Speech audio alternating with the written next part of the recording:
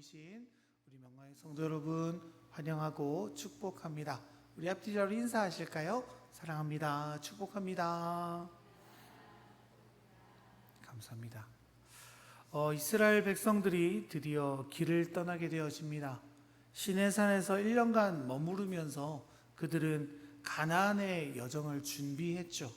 1년간의 기간 동안 많은 일들을 했지 않습니까? 성막도 준비하고 진영도 짜고 나팔 소리도 다 마쳤습니다.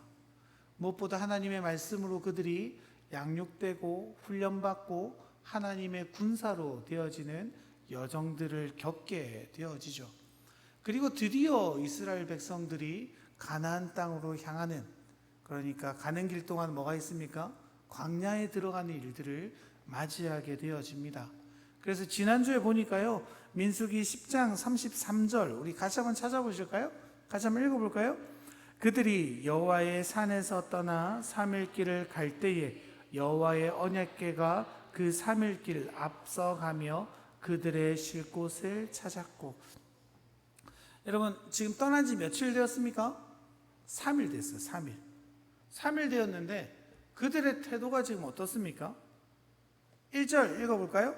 여호와께서 들으시기에 백성이 악한 말로 원망하며 여호와께서 들으시고 진노하사 여호와의 불을 그들 중에 붙여서 진영 끝을 사르게 하시매.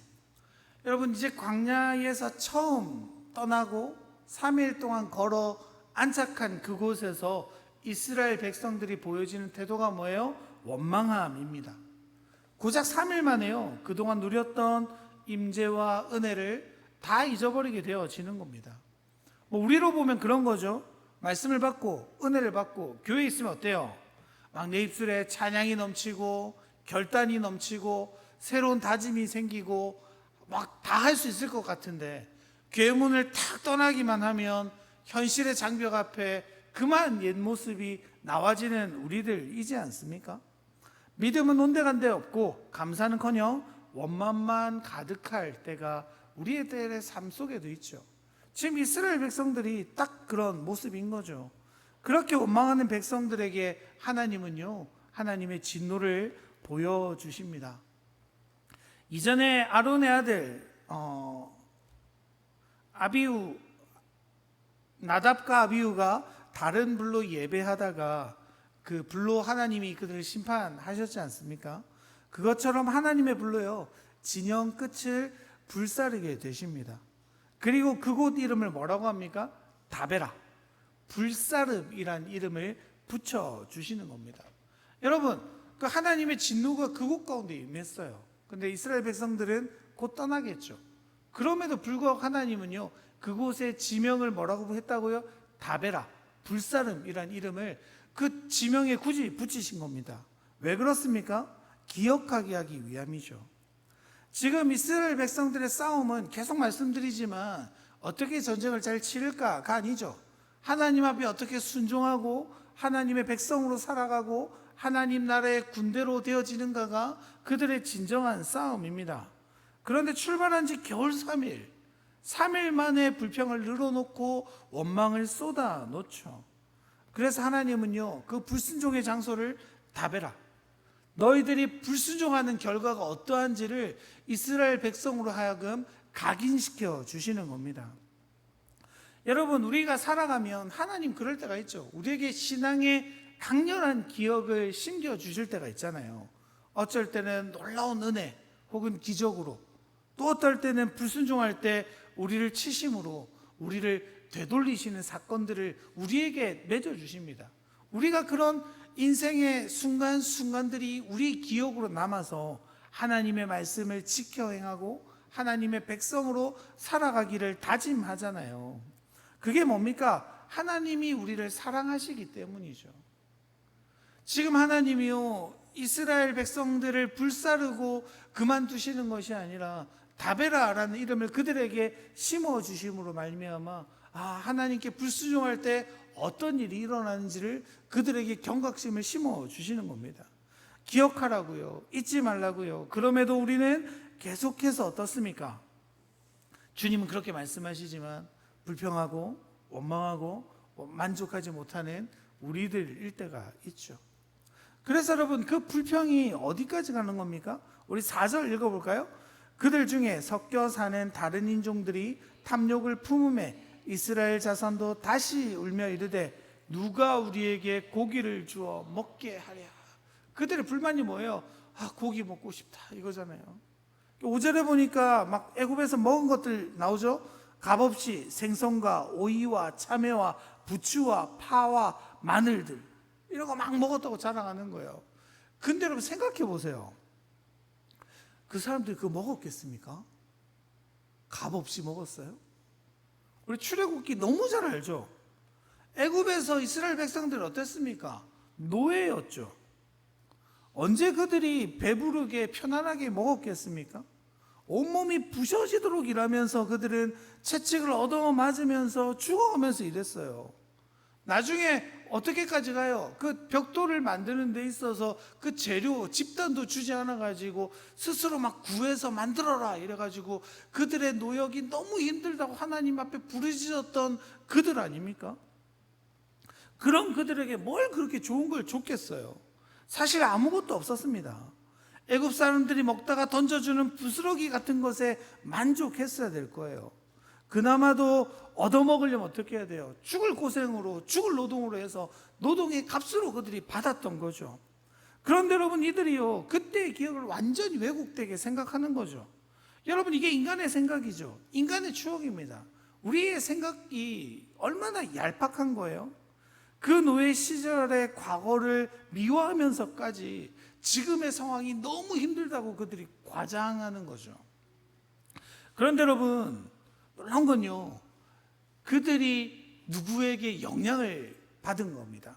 4절 다시 한번 보시면 그 분란을 일으키는 주체가 누굽니까? 그들 중에 섞여 사는 다른 인종들이라고 되어져 있죠. 여러분, 이게 누구겠습니까? 애굽 사람들인 거예요. 제가 이전에도 말씀드렸지만 이스라엘 백성들이 그 고센 땅에 있을 때 탈출을 끝끝내 반대하던 바로로 인해 하나님은 10가지 재앙을 주시잖아요. 첫 번째, 두 번째, 세 번째, 네 번째 하다가 마지막 10번째 재앙이 뭡니까? 유월절 어린 양 피로 말미암아 죽음이 넘어가는데, 그 아주 옛날에 전승들을 보면 애굽 사람들 중에 9가지 재앙들이 일어나는 걸 목격하고 그걸 따라한 사람들이 있었다는 겁니다. 이스라엘 백성들이 뭐 하나 딱 살펴봤다가 자기들도 양을 잡고 무설주에 피를 발라봤어요. 죽음이 어떻게 됐을까요? 넘어갔을까요? 안 넘어갔을까요? 넘어감을 경험해요. 그리고 그들은 이스라엘 백성들에게 합류해서 같이 출애굽 여정을 떠나게 됩니다. 그런데 여러분, 그들이 지금 어떻게 하고 있는 거예요? 그들은 실제로 그랬겠죠. 값없이 먹었을 거예요. 값없이 누렸을 거예요. 그런 그들이 지금 어떤 일들이 있는 거예요? 불편을 가지고 있는 거죠. 불만을 하는 거죠. 지금 광야의 상황 가운데 그들의 옛 모습이 기억나는 거죠. 힘이 센 하나님, 저 하나님을 쫓아가기만 하면 나는 지금 이 애굽이 주는, 나일강이 주는 풍요보다 더 큰 풍요를 누릴 수 있을 거야. 젖과 꿀이 흐르는 땅으로 간다고 약속했으니까 한번 따라가 보자 라는 의도로 따라갔겠죠. 근데 눈앞에 뭐가 펼쳐지는 거예요? 광야가 펼쳐지죠. 어려움이 있는 거죠. 먹을 거라고 만나밖에 안 보이는 겁니다. 그러니까 어떻게 하는 거예요? 막 불만, 불평을 털어놓기 시작하는데, 그 불평과 불만이 어디까지 가는 거예요? 이스라엘 백성들에게 전달되는 거죠. 여러분, 죄의 무서운 점이 이겁니다. 죄는요, 혼자서만 가지고 있는 게 아니에요.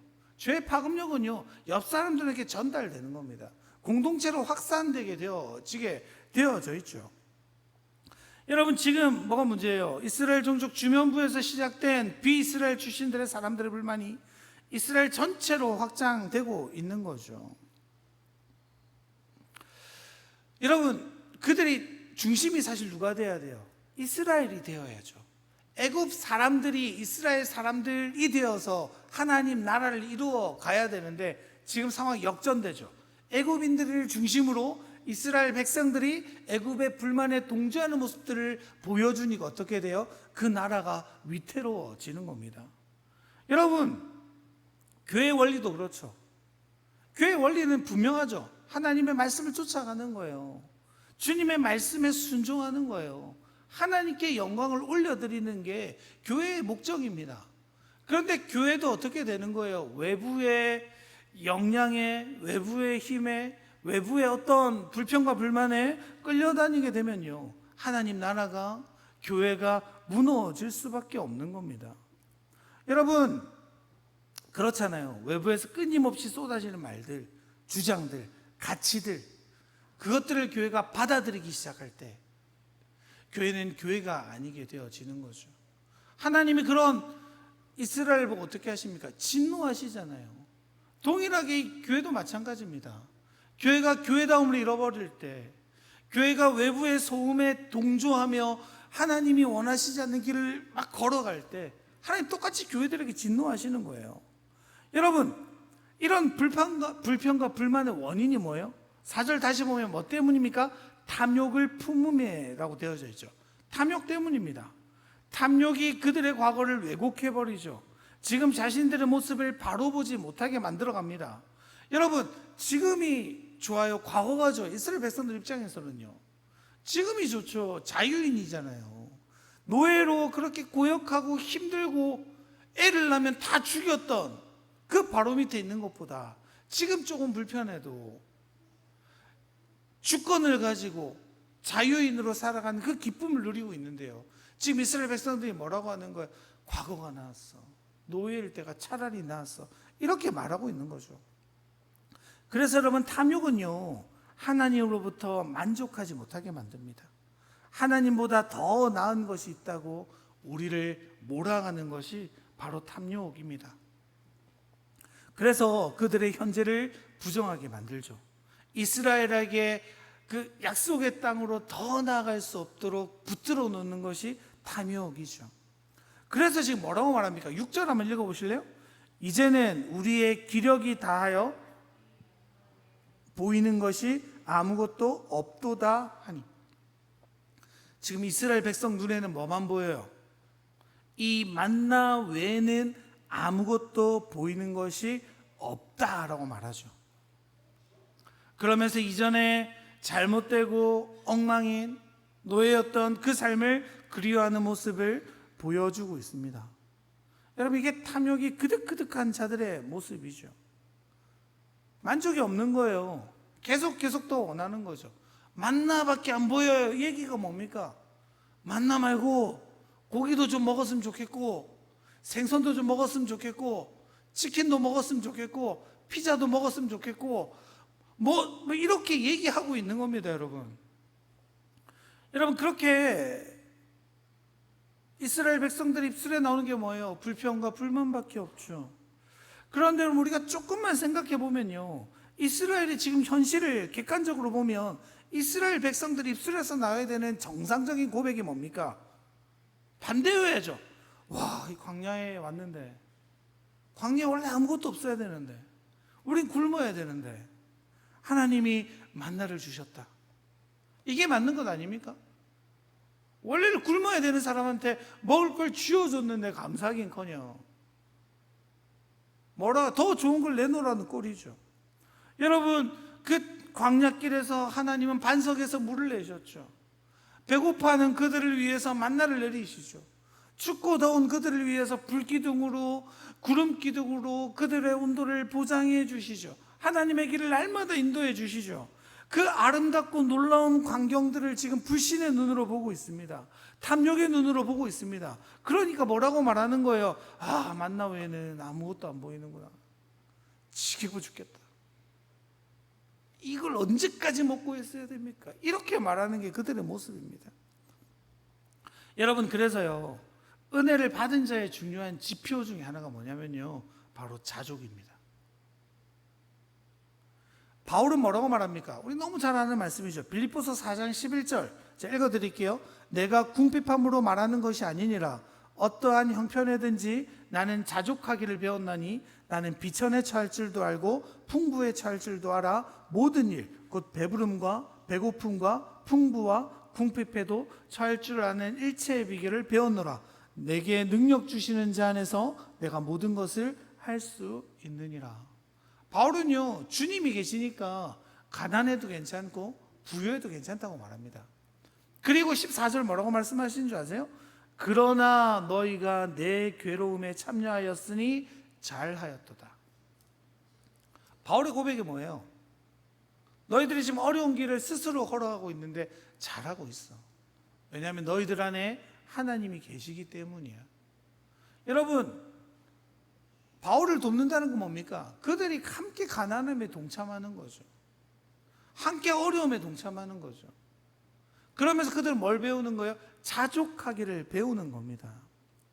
여러분, 이스라엘 백성들이 어때요? 시내산에서 그 1년의 시간 동안 말씀을 들었습니다. 말씀을 행합니다. 하나님의 임재를 성막에서도 바라보고 눈을 뜨면 계속해서 하나님의 기적 같은 일들이 계속 일어났어요. 그리고 떠나갔는데 3일 만에 그 믿음이 무너져 버리는 그들의 모습이 있는 거죠. 여러분, 그걸 바라보시는 하나님의 진노가 있는 거죠. 그리고 모세는 어때요? 낙담합니다. 아까도 말씀드렸지만 그 애굽 사람들의 불평과 불만이 이스라엘 전체를 병들게 만들죠. 그리고 이스라엘의 그 병듦이 결국 모세까지 낙담하고 지치게 만들어 버립니다. 모세가 뭐라고 기도합니까? 우리 14절, 15절 읽어볼까요? 책임이 심히 중하여 나 혼자는 이 모든 백성을 감당할 수 없나이다. 주께서 내게 이같이 행하실진대 구하옵나니 내게 은혜를 베푸사 즉시 나를 죽여 내가 고난당함을 내가 보지 않게 하옵소서. 완전히 여러분 낙심한 모습 아니에요? 그냥 죽여주세요. 근데 여러분, 모세가 어떤 사람이었어요? 이스라엘 백성들이 금신상을 만들었을 때 하나님이 이 백성 다 없애겠다 하셨을 때 모세가 뭐라고 고백합니까? 출애굽기 32장 32절인데요 이렇게 말합니다. 그러나 이제 그들의 죄를 사하시옵소서. 그렇지 아니하시면 원하건대 주께서 기록하신 책에서 내 이름을 지워버려 주옵소서. 여러분, 그렇게 하나님 앞에 이스라엘 백성들을 위해서 맞섰던 모세였습니다. 이스라엘 백성들의 생명을 위해, 그들의 모습을 위해 하나님 앞에 당당히 서 기도하던 그가 이제 뭐라고 말합니까? 그냥 죽여주세요. 못하겠습니다. 낙담하죠. 허탈합니다. 그들의 영향을 받습니다. 왜 그래요, 여러분? 공동체이기 때문이죠. 한 몸이기 때문이죠. 한 나라 백성이기 때문이죠. 같이 걸어가는 거예요, 여러분. 여러분, 교회가요, 한 사람의 어떤 잘못, 한 일부의 잘못을 그렇게 멈춰버리실 게 아닙니다. 교회는요, 한 몸이에요. 좀 더 다르게 말하면 뭐예요? 이 나라의 교회들의 모습들을 보며 우리가 함께 아파하고 함께 기도하고 함께 애통해야 된다는 거예요. 낭망하고 허탈하고 안 돼 할 게 아니라 그들의 잘못된 방향을 바라볼 때 우리에게 애통함이 있습니까? 정말로 그들이 하나님의 온전한 방향성을 쫓아가기를 우리는 바라는 마음이 있습니까? 여러분, 그렇게 죽어가는 공동체 내버려두면 어떻게 돼요? 다 죽는 거예요. 살려면 어떻게 해야 돼요? 끊어버려야죠. 하나님이 원하시지 않는 그 방식들, 그 말들, 그 불평들 끊어버리는 수밖에 없습니다. 그렇게 여러분, 탐욕 속에 있는 자들의 대가는 적지 않습니다. 하나님은 그들에게 그들의 욕망을 채워주시죠. 어떻게 해요? 매출하기를 산더미같이 많게 보여주겠다라고 선언하십니다. 얼마나 많아집니까? 우리 31절 같이 한번 읽어볼까요? 바람이 여호와에게서 나와 바다로에서부터 매출하기를 몰아 진영 곁 이쪽 저쪽 곧 진영 사방으로 각기 하루길 되는 지면 위 2규빗쯤에 내리게 한지라. 여러분, 한 규빗이요, 여기에서 여기까지거든요. 팔꿈치에서 손끝까지입니다. 45cm 정도 돼요. 2규빗이니까 90cm. 그러니까 메추라기가 쌓여서 90cm가 된 거예요. 진영 이쪽 끝에서 저쪽 끝이 39km입니다. 여러분, 39km 되는 거리에 90cm로 메추라기가 가득 차 있는 걸 하나님이 보여주시는 거예요. 모세의 걱정은 뭐였습니까? 하나님, 우리 60만 명인데 이거 어떻게 배부르게 먹이시려고요? 하나님 뭐라고 하세요? 내 손이 작으냐? 여러분 39km 보신 적 있으세요? 평지에서요? 지평선이 보여요. 지평선이. 그 가득하게 하나님의 추라기를 보여주시는 겁니다. 하나님은 그들의 욕망을 들어주시죠. 그들은 정신없이 막 쓸어 담기 시작합니다. 몇 리터, 여기 성경에 보면 10호멜 이상씩 다 담았다라고 되어져 있는데요. 한 호멜이 22.3리터래요. 그러면 이제 10호멜이니까 23리터잖아요. 무게로 환산하면 23kg 정도 되는 거잖아요, 여러분. 한 사람이 최소한 몇 킬로 쓸어 담은 거야? 23kg 정도 담은 거예요. 그리고 어떻게 했을까요? 개걸스럽게 먹어대는 거죠. 이제껏 먹지 못했던 고기 원 없이 먹겠다. 이제껏 하나님이 적당량밖에 안 줬는데 이제 좀 살만하다. 그렇게 먹어대는 그 사이에 성경은 뭐라고 기록합니까? 이 사이에 고기가 씹히기도 전에 하나님은 극심한 진노를 내려 그들을 치시게 되어지는 거죠. 여러분, 이 장면 한번 상상해 보세요. 그 쌓인 메추라기를 바구니에 담습니다. 20몇 킬로, 어떤 사람 30킬로, 저 같은 사람은 40킬로 폈겠죠. 그걸 가지고 와서 막 요리해서 막 먹는데, 막 먹고 되는 그 순간 하나님의 진노가 그들 가운데 임하는 거죠. 여러분, 결국 그들이 원하는 게 뭡니까? 하나님이 주신 만나와 메추라기보다 더 좋은 것이죠. 평소보다 더 많이 달라는 탐욕을 그대로 하나님께 내보이게 되어집니다. 하나님이 주신 은혜가 족합니다, 감사합니다 라고 고백하는 게 아니라요, 더 큰 거, 더 좋은 거, 더 많은 거 끊임없이 요청하는 이스라엘 백성들의 모습입니다. 사랑하는 명화의 성도 여러분, 우리들의 모습은 어떻습니까? 이미 주신 것이 넉넉한데 언제나 부족해 보이는 것만 주님 앞에 원망으로 쏟고 계시지는 않으십니까? 여러분, 그렇게 재앙이 지나간 자리도 하나님은 재앙이 지나간 자리를 가르쳐서 뭐라고 합니까? 기브롯 핫다아와, 곧 탐욕의 무덤이라고 이야기합니다. 여러분, 탐욕의 자리는요 언제나 무덤입니다. 금과 은이 가득하고 먹을 것이 풍성해 보이는 자리라 할지라도요, 그 자리가 탐욕의 기반 위에 서 있다면 그곳은 썩어가는 것들이 가득한 무덤일 뿐입니다. 우리가요 말씀의 은혜에 귀 기울이지 않으면 우리는 언제나 욕망에 귀 기울일 수밖에 없죠. 그렇게 욕망 위에 쌓아 올린 것들은 결국 어떻게 됩니까? 사망인 거예요. 그 자리가 곧 무덤이 되어 가는 거죠. 굉장히 슬픈 건요, 11장에서 시작된 이스라엘의 불순종입니다. 앞선 이야기들, 이제 앞으로 다가올 이야기들은 끊임없는 이스라엘 백성들의 불평과 불만, 원망들이 이루어질 거예요. 모세의 형제가 그렇죠. 지도자들이 그렇죠. 정탐꾼들이 그럴 겁니다. 한 마음으로 출애굽 광야길을 걸어가던 모세와 그의 백성들 사이의 관계가 서서히 무너져 갑니다. 이스라엘의 불만과 반역이 끊임없이 나타나게 됩니다. 하나님께서 놀라운 기적의 손길로 그들을 구원하시고 인도하셨는데도 출애굽 1세대는 완전히 무너지고 맙니다. 여러분, 이게 너무 안타깝죠? 아직도 가야 할 길이 멀고 약속의 땅은 저기에 있는데 그들의 첫 시작부터 완전히 잘못된 모습들을 보고 맙니다. 오늘 본문은 그들의 무너짐의 이유를 탐욕이라고 분명히 이야기하죠. 그 탐욕의 결과가 뭡니까? 기브롯 핫다와 탐욕의 무덤이라는 겁니다. 사랑하는 성도 여러분, 우리는 어떻습니까? 혹 우리 내면에 탐욕의 무덤 같은 것들이 있지는 않습니까?